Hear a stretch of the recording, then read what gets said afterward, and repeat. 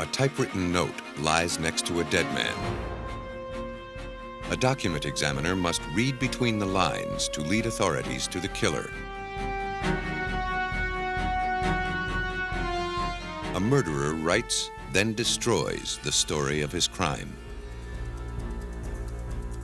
Investigators will do everything to assure the tale ends with a conviction.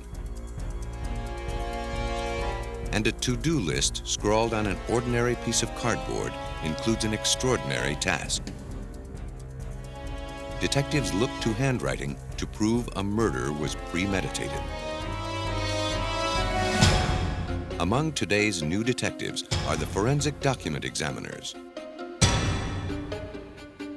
Under their keen eye, a scrap of paper or a typewriter ribbon can be as incriminating as a confession signed in blood.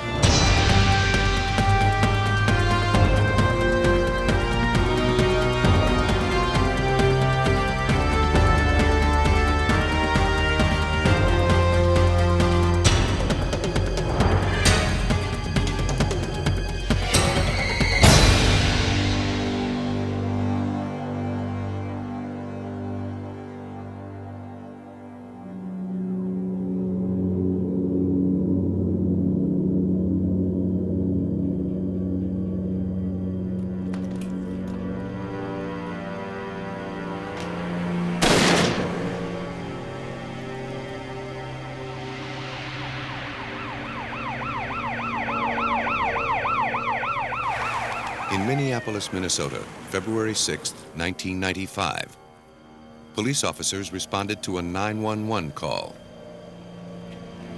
They arrived at the home of Ted Mills, his wife, Mamie Hernandez Mills, and stepson, Nathan Latu.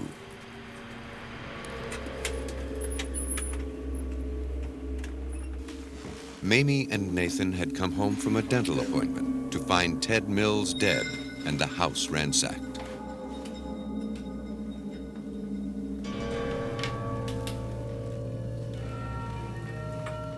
Mills lay with a shotgun wound in his head. The back door of the house showed signs of forced entry. The strewn clothing seemed to indicate a robbery had taken place.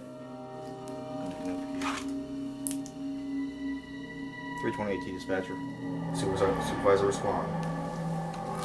Then, police found a note. Like somebody's been through this dresser.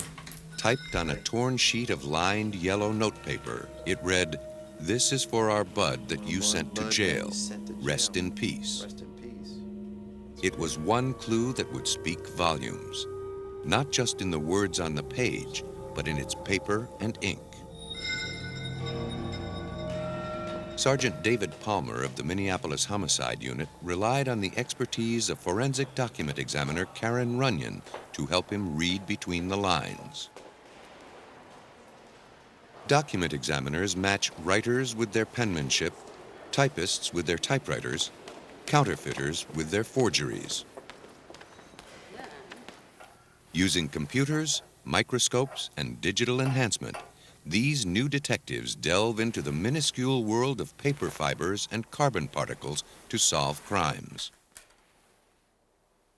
As the document examiner in this case, it was up to Runyon to learn all she could from the slip of paper.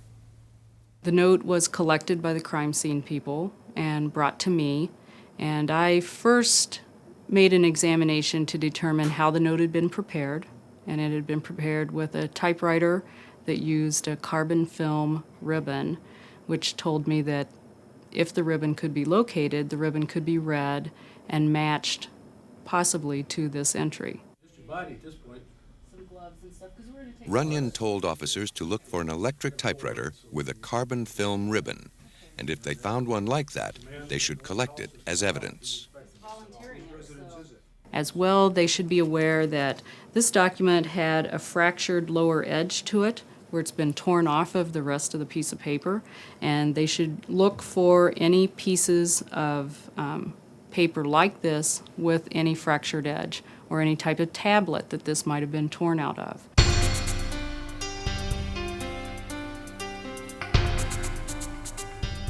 While Runyon focused on the note, the police questioned the victim's wife and stepson. According to Mamie and Nathan, they were at a dental appointment when the murder occurred. They'd phoned home from the dentist's office, but no one answered. Ted should have been home, but they assumed he was sound asleep, since he worked nights and slept days. The note suggested the murder and burglary were a payback for a past burglary at their home that was foiled by the victim. Mills had helped send the burglar to jail.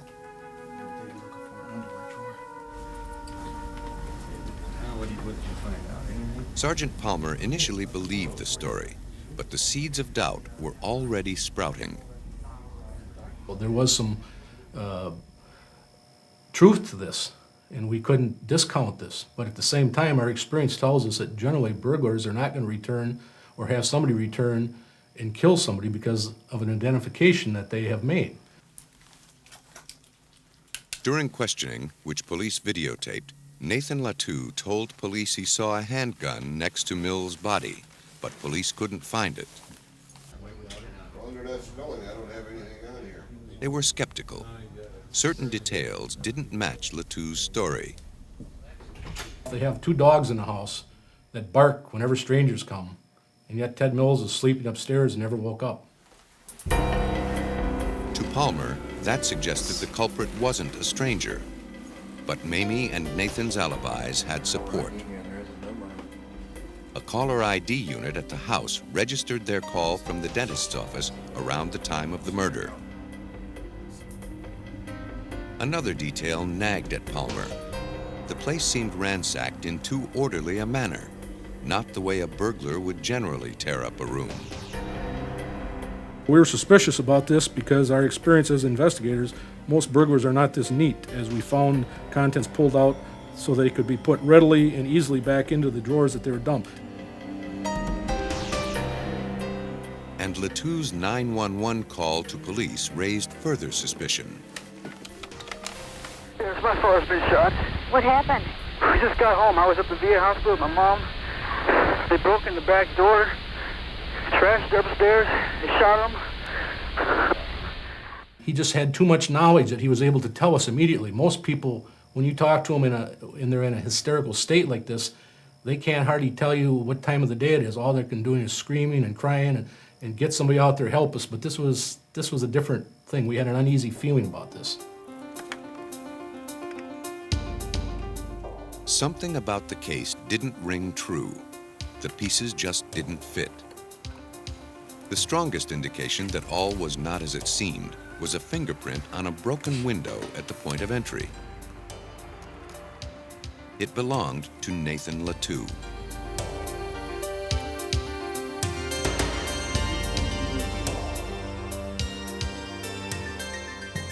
When Nathan Latoux was confronted with the fingerprint evidence, he broke down and admitted his involvement in the murder.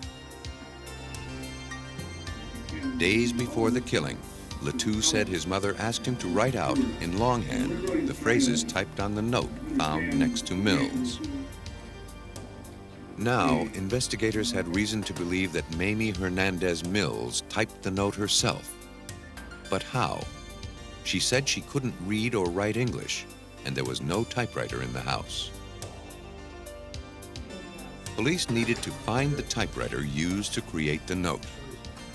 Now that Nathan had implicated Mamie, Runyon and investigators began to focus their search.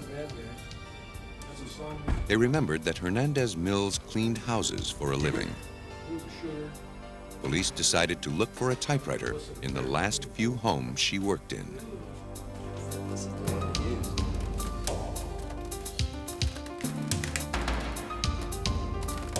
In one of them, police found an electric typewriter with a carbon film ribbon.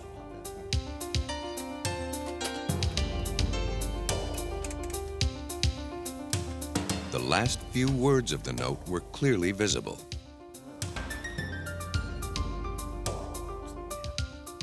They also found several yellow notepads with paper similar to the note.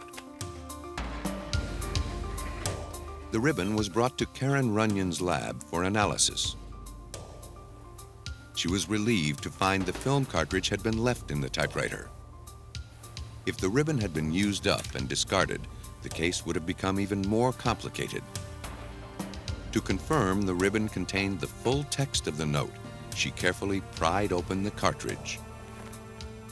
I took the ribbon cartridge apart, and then I transcribed the ribbon itself, working from the final entry, which we could see on the ribbon as we took it out of the typewriter. I worked backwards from there, transcribing everything that was typed on that ribbon. Runyon discovered the note had been typed 3 times. It proved that whoever typed it knew little about how to use the typewriter. The first 2 times it was typed, there were spelling errors, and the typist must not have realized that there was a correcting device on the machine, and so they must have started over. Runyon compared fibers that had been transferred from the paper onto the ribbon. When the carbon is knocked off the ribbon onto the document, paper fibers adhere to that mylar strip that the carbon is on in the ribbon cartridge, and the paper fibers stay on the ribbon itself. By matching the fibers adhering to the ribbon with the fibers on the note, Runyon concluded that the note was indeed typed using this ribbon. You match the fibers almost like a fingerprint. The fibers are in a random pattern, and they've adhered to this ribbon in that same random pattern that they were on the paper itself. With Karen Runyon's help, the sordid story inside the plastic casing began to unravel. Within the typewriter ribbon cassette lay the true story of what happened to Ted Mills. The clues were microscopic, but their significance was great. In this case, I was able to match all the fibers in each of the letters on this note. Karen Runyon had linked the note to the typewriter, and police linked the typewriter to Mamie Hernandez Mills. But the full story still needed to be told. Sergeant Palmer had to determine Mamie's role in the crime and a motive for committing it. He continued to coax more details from Nathan Latou. He said that his mother had got the shotgun that belonged to her husband up from the closet upstairs and had gone over and had shot her husband while he was laying in the bed, sleeping. He, in fact, said that he went and got the shotgun that was used in the murder, took it down and concealed it in a room downstairs in the basement that was next to where he slept. Nathan eventually tells myself and my partner, Sergeant Krebs, what we wanted to know, that he and his mother were responsible for the death of Ted Mills. Nathan Latou swore, however, that he didn't pull the trigger. By the same token, as he implicated his mother, he was also gravely concerned about her fate. He's very worried about what's going to happen to his mother. More so than himself, he's very worried and very protective of his mother throughout this whole thing. He keeps admonishing us not to hurt his mother, not to do anything to his mother. Mamie Hernandez Mills maintained her cool and her innocence. When she's talking to us, she's very cooperative with us. I mean, she gives you the appearance to ask me anything, I'll tell you anything. But obviously, except for that one thing, she will never, even in this interview, admit that she had anything to do with the death of Ted Mills. As the pressure of the interrogation began to build, Mamie turned against her son, just as Nathan had turned against her. She told police Nathan had raped her at gunpoint. Hearing this lie, Nathan Latou broke down again. He had been withholding his greatest secret of all. He and his mother had been having an incestuous relationship. 41-year-old Mamie Hernandez Mills had only recently reunited with 22-year-old Nathan Latou, whom she gave up for adoption years earlier. Now, Mamie was exerting a profound influence on her son. The police used that influence as leverage to obtain a confession from Latou. We're saying, Mamie, your mother kind of pushed you to doing this, because she's the very strong, controlling person in this relationship that they have. Mother is controlling son. Finally, Latou agreed to testify against his mother in return for a reduced charge of second-degree murder. At about the same time, investigators discovered that Mills had a life insurance policy through work, and that Mamie had called to claim it shortly after his death. With this motive now exposed, the shuffled events of that bloody February day fell into place. Mamie Hernandez Mills had typed the note on her employer's typewriter, using Nathan's handwritten note as her guide. Each time she made a mistake, she started over, leaving behind a telltale story inside the typewriter cartridge. Each keystroke pulled fibers from the paper, transferring them to the mylar strip on the ribbon. Nathan Latou faked a break-in at their home. He made it look just as a burglar had months before, but he left behind an incriminating fingerprint.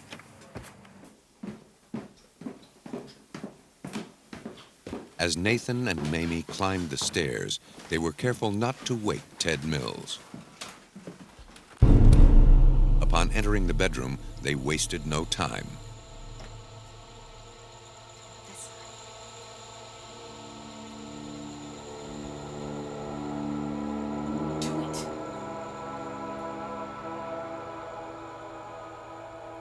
Do it.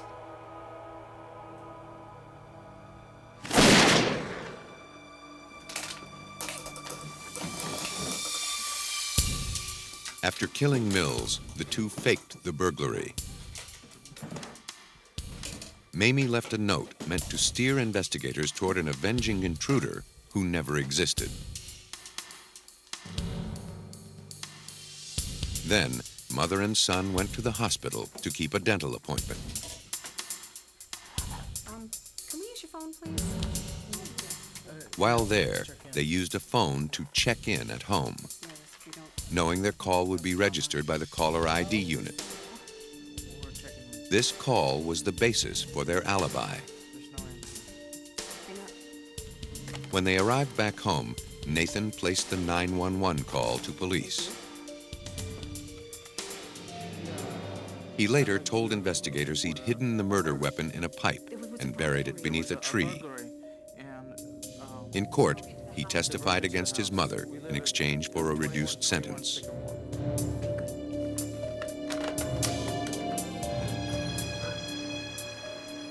Mamie Hernandez Mills was convicted of first-degree murder on April 20th, 1996. She is serving a life sentence. Nathan Latou pleaded guilty and was sentenced to 24 years. By leaving a note, Mamie Hernandez Mills and Nathan Latou meant to cast blame on a fictional intruder, but they left too much real-world evidence to the contrary. The note was left next to the body, and that the note was part of a scheme to make this look like another type of crime than what it really was. And in that perspective, this was an interesting case, and the fact that we did find the machine with the ribbon. For investigators Palmer and Runyon, a note meant to throw authorities off track led them right to the killer. In Virginia, a murder case was even more ironic. In a scrawled note to himself, a man made his deadly intentions terribly clear. The shooting death of an elderly woman in February 1995 brought police to a home in eastern Virginia. The only thing missing from the scene was $5 taken from the woman's purse. Police knew the crime was committed by 18-year-old Richard Webb, live-in grandson of the victim.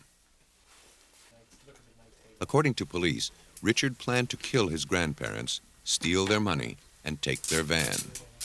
The grandfather escaped when the gun malfunctioned. Unable to find keys to the van, Richard Webb fled on foot and was apprehended a short time later. Webb was guilty, but his guilt was a matter of degree.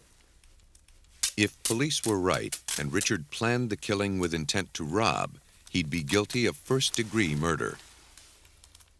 But if he killed on a sudden, violent impulse, he'd probably receive a lesser charge.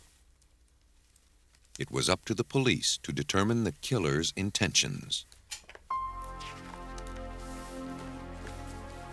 While searching Richard's bedroom, police found an important clue in a torn piece of cardboard. On it was written a to-do list. Among such mundane items as play pool and watch movie was item number 8. It stated simply, kill. After that was get money and leave. The list seemed strong evidence that Webb had planned his crimes. It was turned over to Michael Moore, document examiner at Virginia's Division of Forensic Science in Richmond.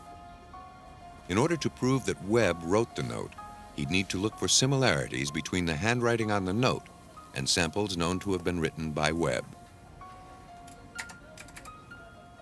Handwriting identification is based on the premise that handwriting embodies certain qualities and features which are sufficiently personal to serve as the basis for an identification of the writer.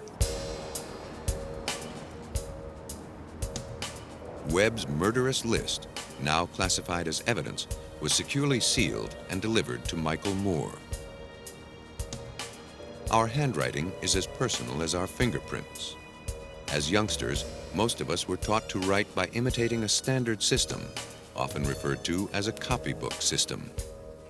In spite of this standardized technique, we begin to develop our own personal handwriting that stays with us for life. These deviations provide the basis for analysis.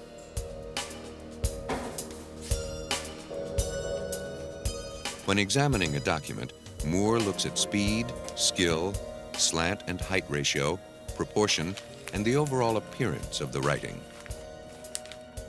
Similarities as well as differences are scrutinized.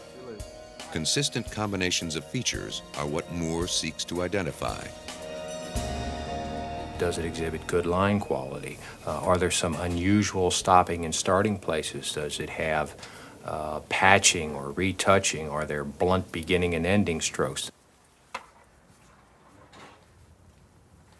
He set to work, applying a 3-step process to the handwriting examination. He knew from the start this was to be a challenging assignment.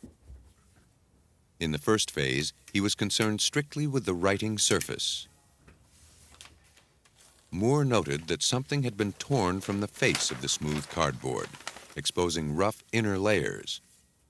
Any handwriting on these layers might be distorted by the rough surface. Portions of this particular piece of cardboard being so rough were difficult to write on, and there was some overwriting. Meaning that the person that did the writing had to actually write over several times in order to get a visible image. Glue adhering to the cardboard interfered with the movement of the pen. Moore had to factor that into his analysis.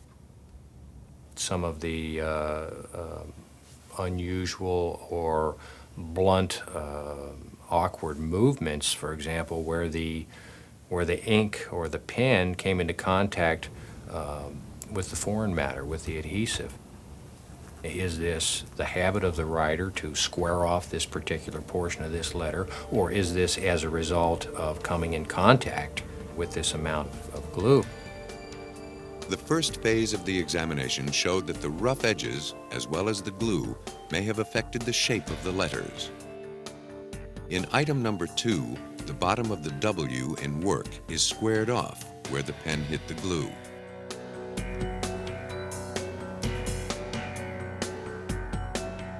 If the writing sample contains letters with closed loops, the document examiner must determine whether they are the habit of the person who wrote the sample, or if they were created by the water-based ink bleeding and closing the loop. These variations in the writing surface can cause the letters to deviate from the author's normal handwriting, making it difficult to analyze.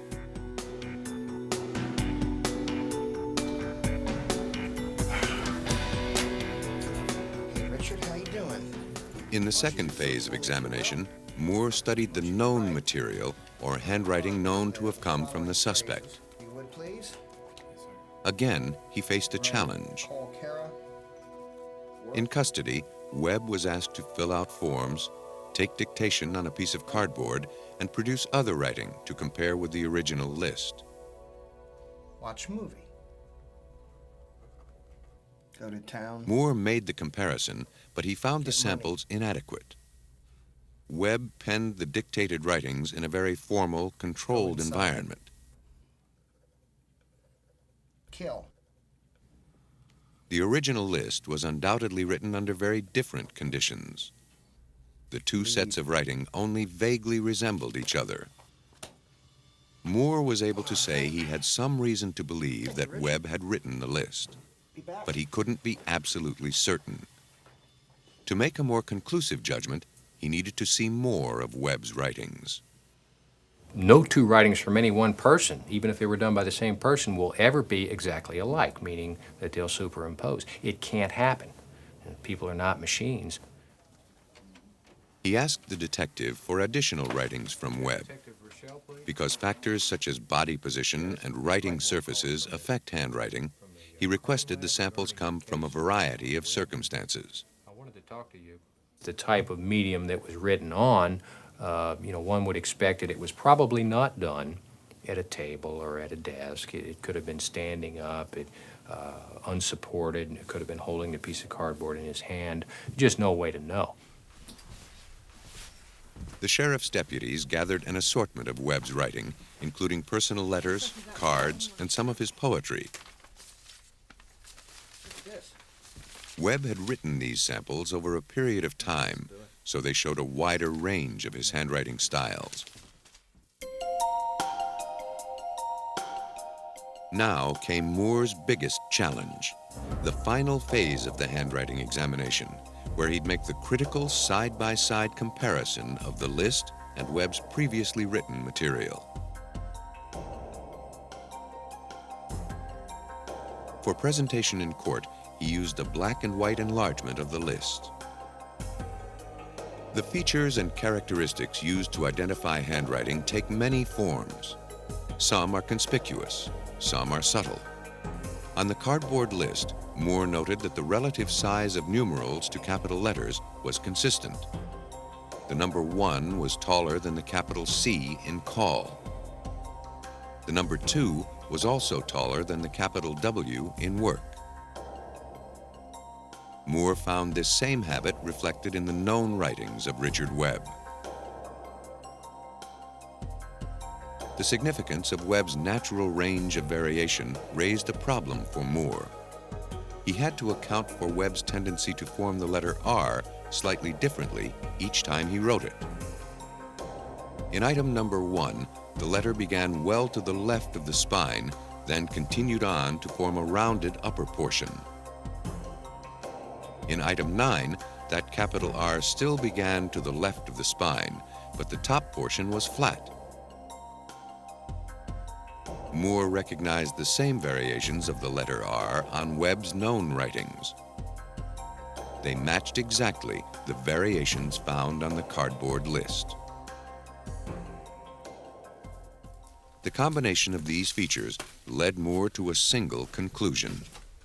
He could state with virtual certainty that Richard Webb was the person who wrote the list on the cardboard and had therefore premeditated his crimes.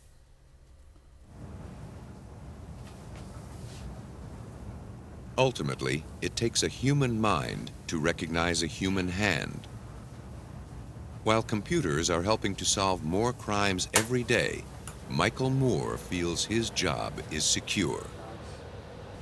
While computers are useful in some areas of forensic document examination, they really just are not applicable to comparative handwriting by the mere fact that they have no way of first of all, gauging the relative individuality of the question signature.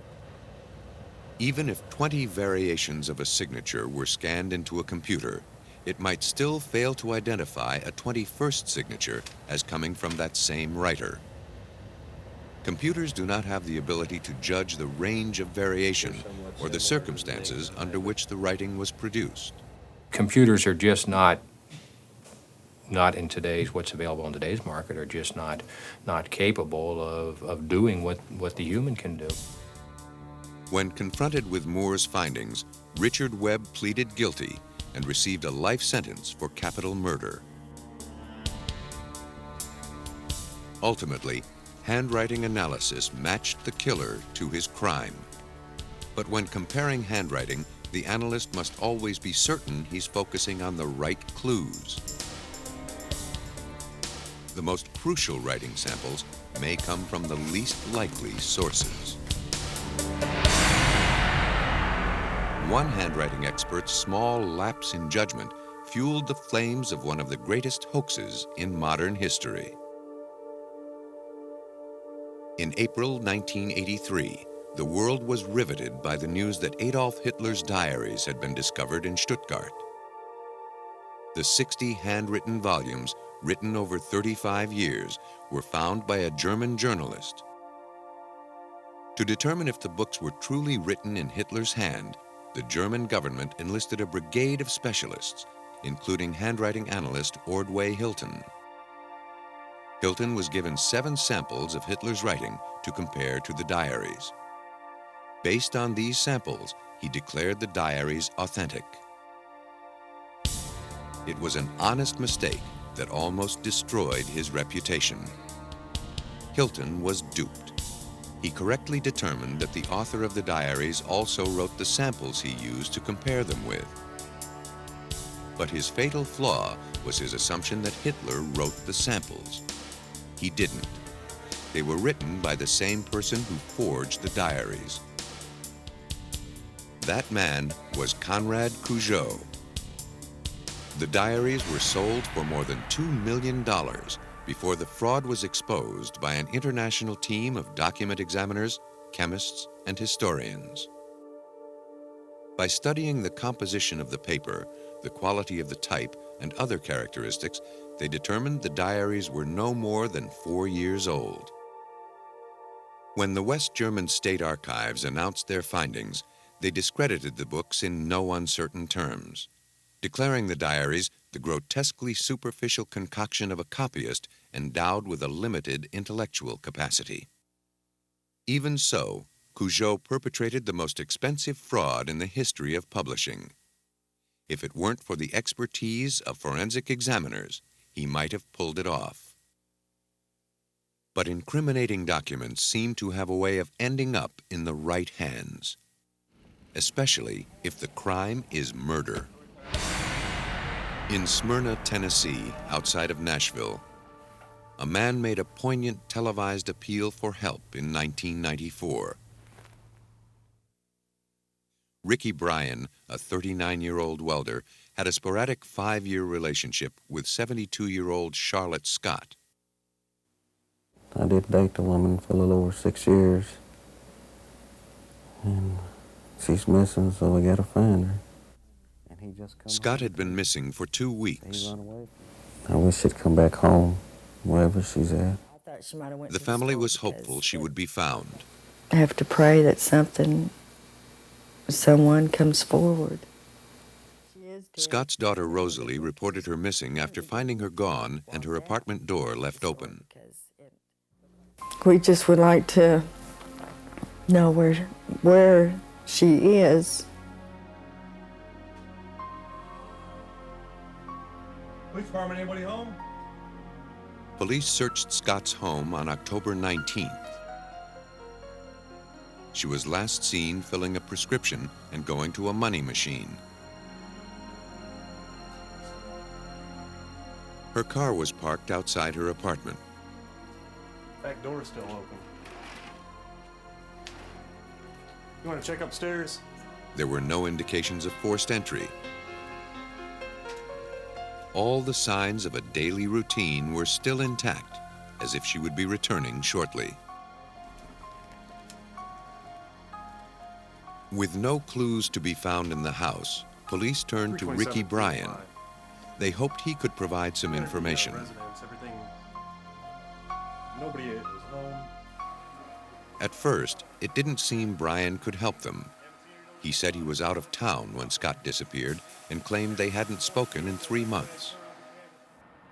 But Brian helped police more than he imagined. Detectives E.J. Bernard of the Metro Nashville Police and Clayton Thomas of the Smyrna Police found a hole in Brian's story, a hole they hoped to climb through to get to the truth. They discovered Brian had used Scott's ATM card the day she was reported missing. Detective Bernard. He told us he wasn't in Nashville, but we had proof of this through the camera, statements from his relatives, as well as the transactions from the bank, which was very close to her residence. With that proof, Brian's alibi crumbled. But just because he took Scott's money didn't mean he was involved in her disappearance. Even so, the lie made him the only suspect in this crime of few clues.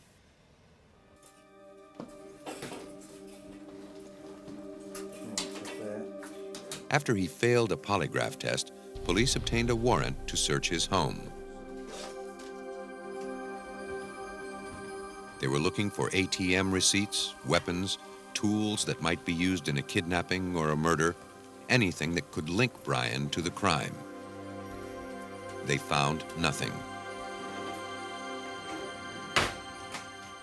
They had no physical evidence and no more leads.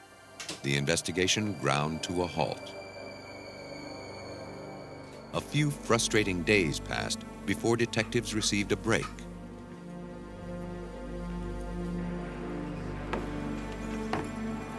Some of Brian's family members stepped forward. They told police he had divulged an outrageous story. According to Ricky Bryan, Charlotte Scott was murdered by a gang of drunken men at a rock quarry where the couple frequently met. Ricky had left for a few minutes, and when he returned, Charlotte had been killed. He knew the story sounded absurd, and he had no witnesses to prove he wasn't involved. So he decided to bury the body and deny he knew what happened to her. In one respect, police agreed with him. The story was absurd. But why would he concoct such a tale unless he really did bury Charlotte Scott?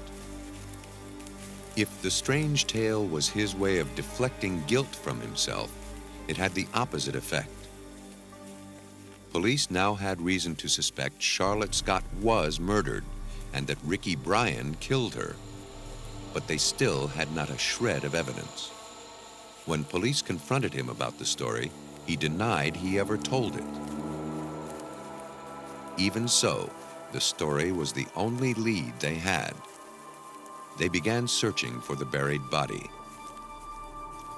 Despite their long hours and the use of cadaver dogs, they turned up nothing. Then, Michael Thompson, Ricky Bryan's nephew, approached Detective Thomas and offered his help. The 19-year-old would soon lead investigators to a spot in the woods and Ricky Bryan to a point of no return.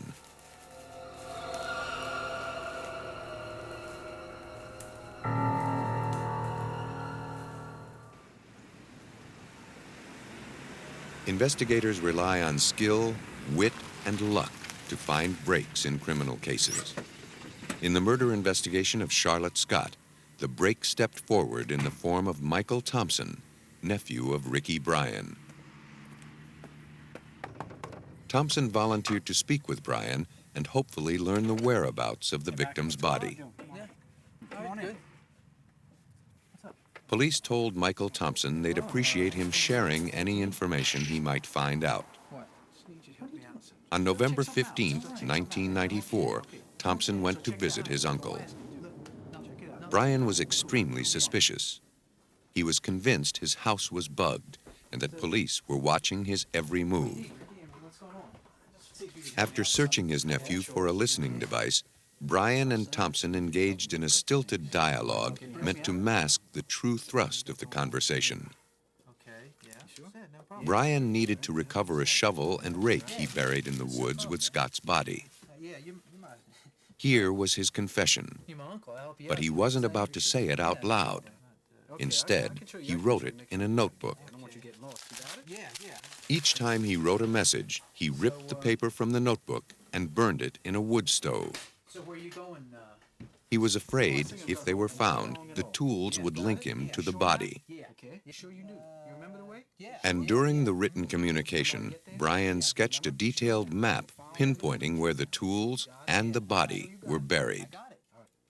Then he burned the map, just as he had burned the other notes. That evidence was gone. But not for long.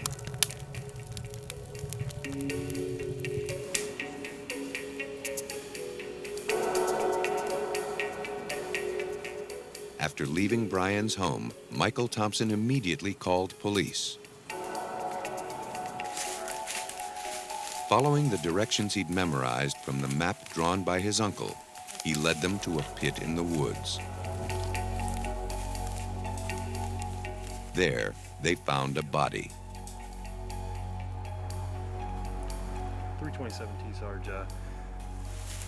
Definitely her. 327 T, Sarge. There was an odor of decomposed flesh. We then started going through the items. There was a lot of debris. We pulled debris out, and at one point, Detective Thomas found the foot belonging to the victim. 393. The remains were crushed and mutilated almost beyond recognition. With the help of an identification unit, Detectives Thomas and Bernard recovered and identified the body of Charlotte Scott. Nearly a month had passed since she had last been seen. The case had stalled for several weeks as investigators tried in vain to trip up Ricky Bryan. But now they could go forward. Charlotte Scott had been found. And Ricky Bryan's weird story about burying her body had led to her discovery. Police had what they needed to arrest Ricky Bryan, but not enough to convict him. They needed hard evidence that proved Bryan knew where the body was buried. The testimony of his nephew may not have been enough to convince a jury. They needed the notebook in which he drew the map. The map itself was unrecoverable, but if the notebook could be found, perhaps the remaining pages would bear its faint impression, proving Bryan had total knowledge of the slaying. Once again, Bryan's family helped police by bringing Detective Thomas the clue he sought. In December, the brother of Ricky Bryan was cleaning up the house that Ricky Bryan resided in and came across a notebook. The notebook was then immediately brought to me. Upon looking at the notebook, I could see impressions of where something had been written on. The vague impressions defied all efforts to read them. But Thomas was convinced they could be turned into hard evidence if only they could be made legible. For that, he depended on the forensic laboratory of the U.S. Postal Service in Memphis, Tennessee.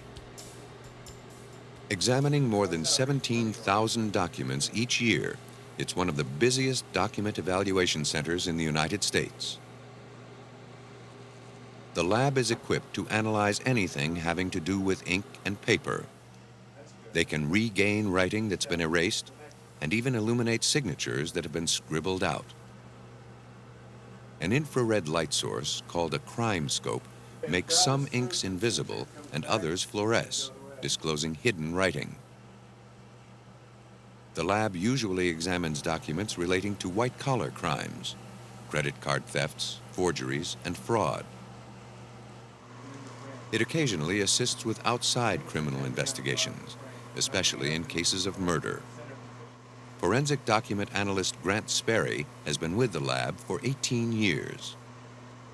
Postal Service normally does not get involved in local police cases. Our primary responsibility is to assist or support postal inspectors in the investigation of their offenses by providing them with forensic expertise in the area of fingerprints or document examination.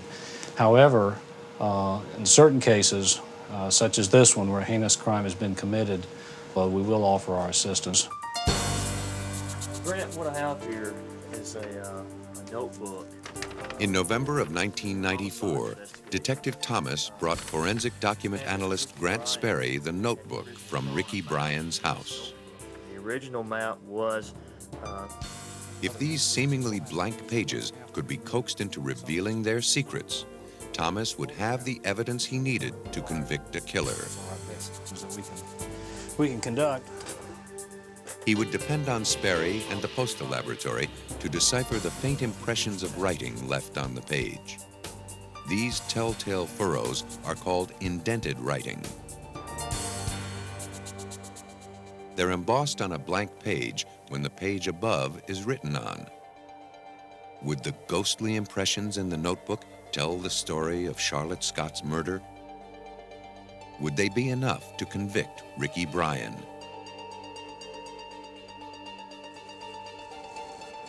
Okay, Patricia, we need to photograph. Using a fiber optic light source to illuminate the surface of the paper, Sperry determined that Bryan's notebook did indeed contain faint impressions of the map and other indented writings. After photographing it, he utilized the electrostatic detection apparatus, or ESDA. The ESDA would make the ghost-like indentations visible. The beauty of the ESDA is that it's non-destructive for the most part. In other words, your document is protected by the film, the imaging film. You can retain a permanent record of any of your indentations that are developed. Sperry placed the page from the notebook on a brass plate and pulled plastic film over it. Then a vacuum drew the film into the paper fibers and into the impressions. The film was then electrically charged while toner cascaded over it. The toner was attracted by the charge and filled the indentations in the film. Once the toner settled into place, Sperry secured it with a sheet of adhesive-backed plastic. Next step is to take the clear plastic adhesive, which now has an image on it developed with our ESDA, and cut this image down to size, removing the excess plastic. Before lifting the plastic film, Sperry smoothed it to remove air bubbles. It's not uncommon. A single document might go through the ESDA process 5 to 10 times to bring out every nuance. See, here we have entries that appear to be school inside of a... If necessary, the lift can be scanned into a computer to enhance and separate the image. In this case, the lift of the map was so bold that Sperry could read the indented writings with a magnifying glass. Thomas and Sperry were pleased with the quality of the lift and with the number of writing samples that emerged. ESDA disclosed every detail of the carefully drawn map, leaving no doubt as to where it led. An arrow drawn to this little circled area. Does that mean anything? Yes. This is going to be Industrial Boulevard. The roadway will be the pit. The pit? That the body was located in. It was, okay. Additionally, you have the words shovel and rake alongside that. On his map, Bryan used specific detail to describe where he buried his victim. This was the evidence detectives were looking for. Once he had a clear image of the map, Sperry compared the writing to known samples of Ricky Bryan's writing. Well, in this particular case, not only was it important to have the details of the map, as they ultimately were revealed through this examination, but because we had writing available to examine, obviously since the details of this map are precisely and pinpoint precisely where the body was located, the author of the map, one would think, would have absolute knowledge of where that body was. So it became important to determine exactly who did, in fact, write it. The writing samples on the map matched known samples of Ricky Bryan's handwriting. Sperry had proved that Ricky Bryan was the author of the map. Once all the evidence was revealed, Detective Bernard pieced together a likely scenario of Brian's crime. He went to her house late one night, took her from the house, brought her to this isolated area here, killed her, mutilated her, and then buried her in a grave. What led Ricky Bryan to brutally murder the woman he claimed to love? Some said it was for her money. Clayton Thomas feels differently. I think he was really in love with her. I feel that that during this time she was breaking off the relationship, and I felt that if he couldn't have her, no one else could have her as well. Ricky Bryan never admitted killing Charlotte Scott. To the end, he clung to his story about the mysterious gang of men.